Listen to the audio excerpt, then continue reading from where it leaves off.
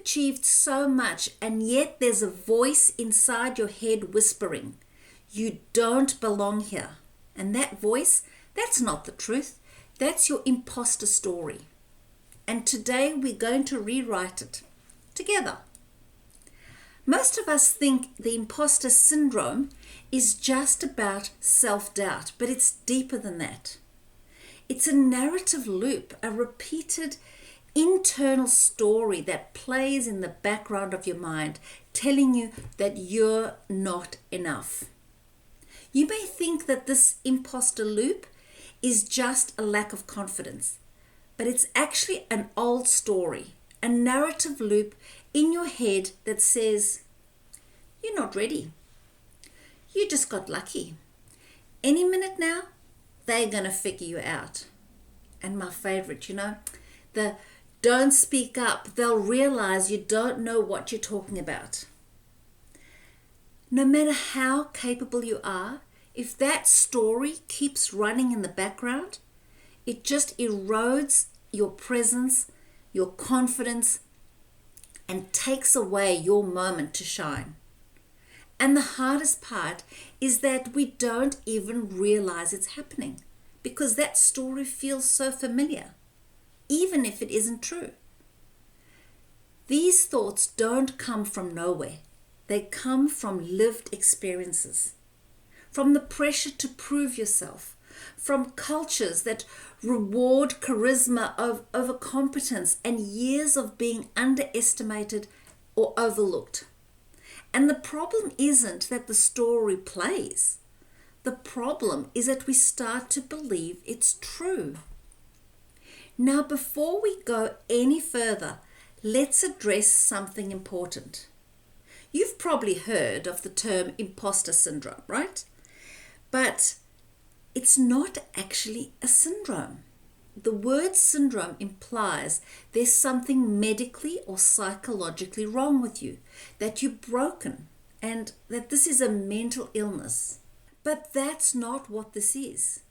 It's a human response to unrealistic expectations, perfectionism, toxic work cultures, and actually a systemic bias in the workplace, especially towards women.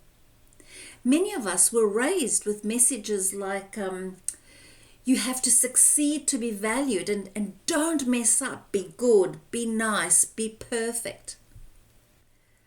Those are just early stories from your childhood, from well-meaning teachers and parents who honestly wanted the best for you. These stories then turn into lifelong pressure to prove your worth. So let's stop thinking of this as a syndrome of illness and realize that it's actually very normal. You're not broken. You're just caught up in an old story, and you have the power to rewrite it. How do you know if you're stuck in your imposter story? So let me give you a few signs. So do you ever feel that you over-prepare and still feel underqualified? Maybe you downplay your achievements and say, oh, it was nothing. I know I've done that. Do you hesitate to speak up even when you know the answer?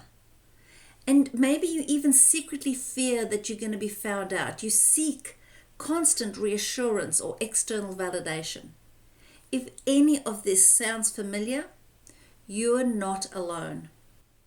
The truth is, many high-achieving women are walking around with a highlight reel on the outside and a shame story on the inside. And that's the imposter story. So here's a question I really want to ask you today. And I want you to take a moment to let it land.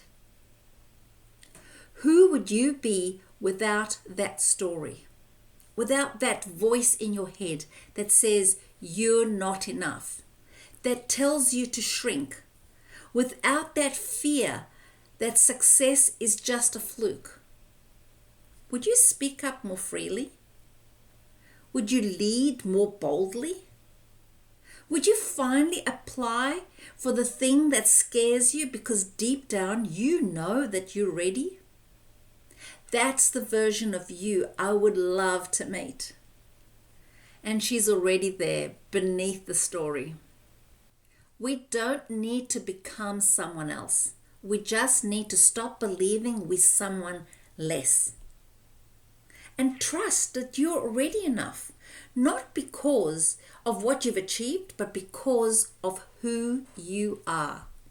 And that's the power of reclaiming your narrative and your story.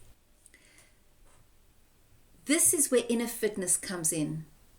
Because what most people don't tell you is that when you're feeling like an imposter, it's not a sign that you're failing. It's a sign that you're growing. You stepping into a bigger space, a bolder version of yourself, and your stretch experience just hasn't caught up with your inner knowing yet. That tension that you feel, it usually happens in every growth phase. It's the space between the old version of you that knew how to stay safe and the emerging version of you that's learning how to stand in your full power. And this is why inner fitness matters. Because inner fitness is the practice of strengthening your inner world so that when those old stories surface, they don't run the show. When your imposter syndrome starts playing in your head, here are 3 things that you can try. So first of all, it's important to spot it, to recognize it. This is that story going on again. And secondly, challenge it with curiosity and not judgment. Is this actually true, or is it just old conditioning? And thirdly, replace it with I've earned my place, I bring value, I don't need to prove, I need to show up. This isn't about pretending, it's about remembering who you are and allowing your self-worth, your leadership to catch up to that truth. So let me ask you again, what's the imposter story you've been telling yourself? And more importantly, who would you be without it? If you're ready to stop outsourcing your worth and start leading from within, you're in the right place. I'd love to hear your thoughts. So please drop a comment below and let's have a real conversation about the stories that no longer serve us. If you are ready to build that kind of leadership that doesn't depend on permission or praise, but comes from a deep, unshakable connection to yourself, then hit that subscribe button, because this is what we're here for. We're not here just to lead, but to lead from within.